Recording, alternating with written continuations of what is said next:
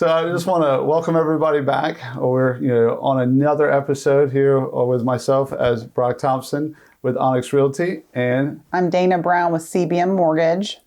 And today we're going to kind of go back through things, and we're going to talk about real life things that we've come across that maybe you just don't think about, but we've seen, and maybe will help you get ahead. And Dana and I were just chatting as we get ready to start things I didn't even know. So it's sometimes just having that professional that has gone through it and seen things, many things that you may not, or even had friends that have gone through it.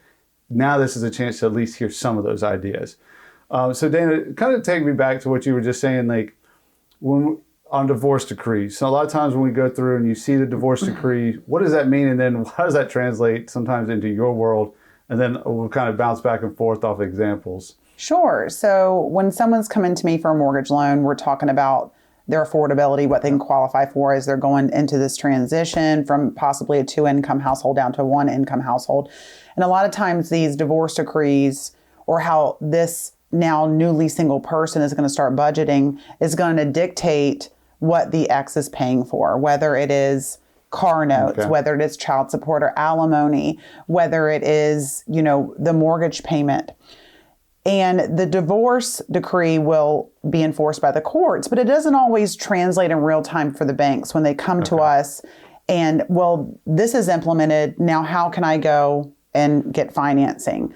So what's important to us as the bank is we need to make sure that's performing. Lots of people have, court orders for child support and alimony, or court orders to pay car notes, and then they don't perform. So there will be a timeline on how long you need to be in receipt of these child support, alimony, debt payoffs before they can actually translate into qualifying.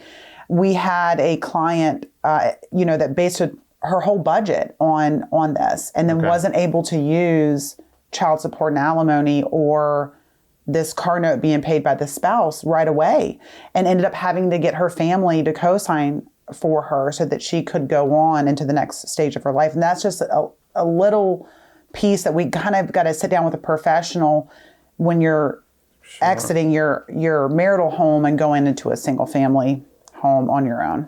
Yeah, and it's true, because quite often I hear, my divorce decree says that I'm going to get $2,500 a month for X, Y, and Z, or they're covering the note.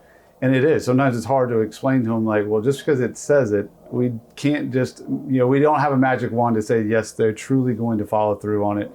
And sometimes that is a hard conversation to have with them, like, hey, we don't know how it's going to be in a month or 2 months, or if they're scheduled to pay a certain amount. And so, I didn't ever think about necessarily, I'm having that conversation because I know that, even when I'm trying to help them budget for a house, and they're like, well, I know my spouse is going to give me X amount of dollars per month. And it's like, well, we're assuming they are. And they're like, well, it's in a divorce decree. Of course they are. And I'm like, well, there's a lot of things that was supposed to happen. Sometimes it's why we're here, is that was supposed to be happening, and yet it didn't. So we're now counting on just a piece of paper being signed that they're guaranteeing, and it's not always true. Now, we hope it is. In a real perfect world, it would be right, but it isn't. And I hadn't thought about just how much that translates into you, though, on what does they qualify and what does that mean beyond that. Like you said, in this example of having to have a family member now be a co-signer.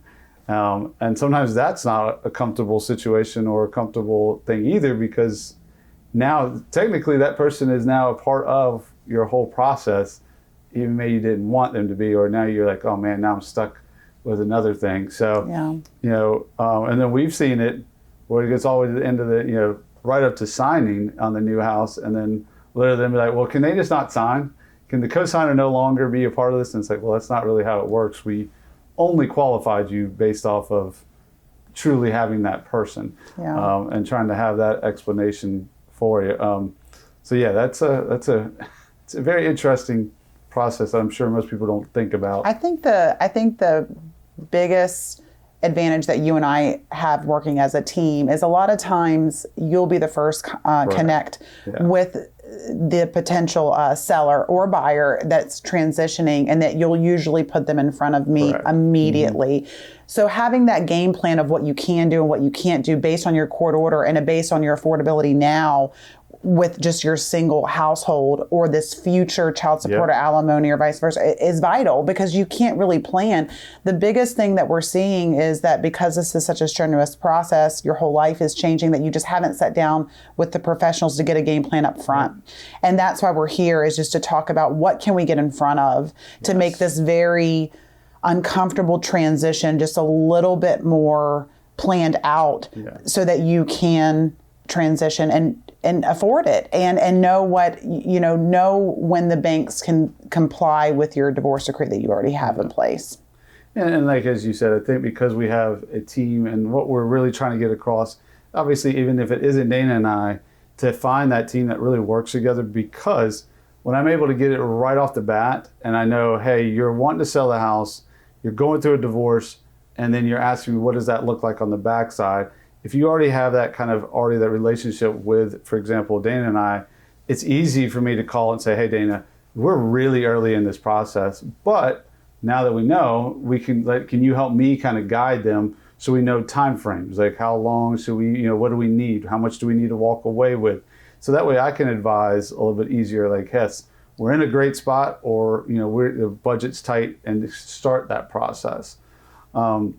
And like another example we kind of come across, and it isn't always numbers, but it can be, is a lot of times spouses have used money out of the house. We've even seen home equity loans that were used, depending on how title was taken and how the loan was already on the house.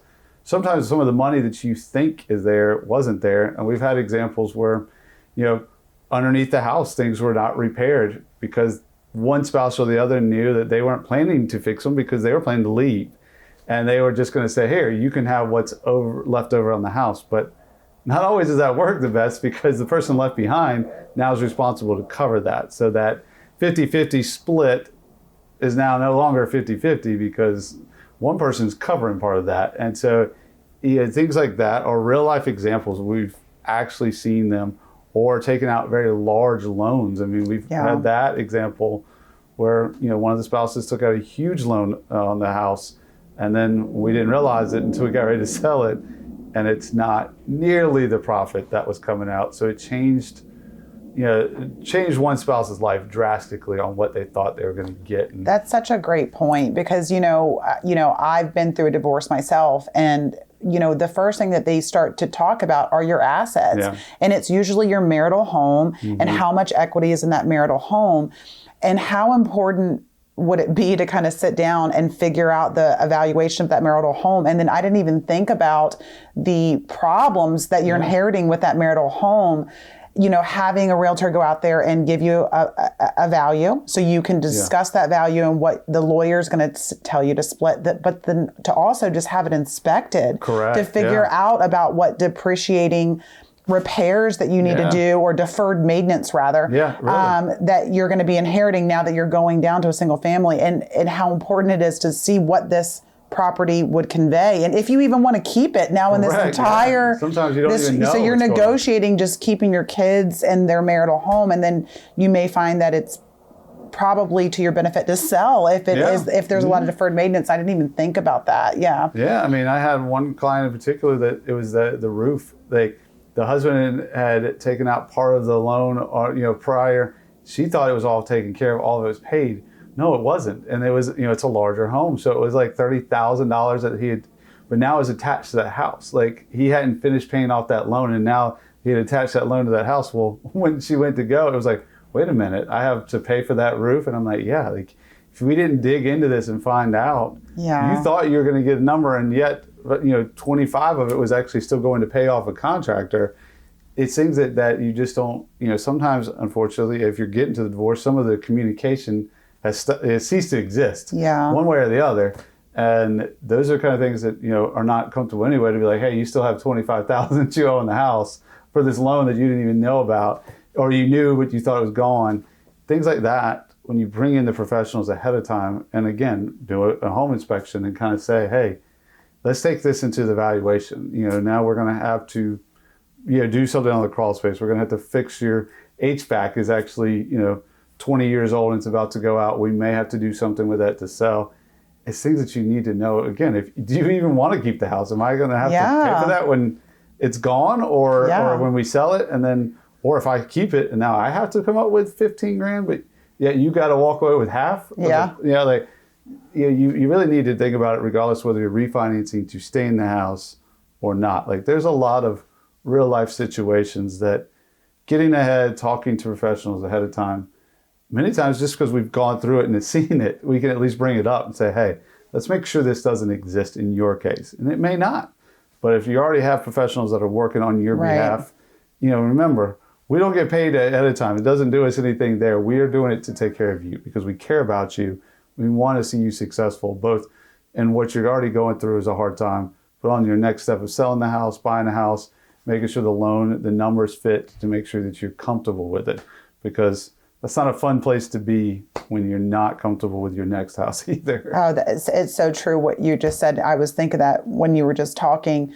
So, my lawyer with my divorce, $450 an hour.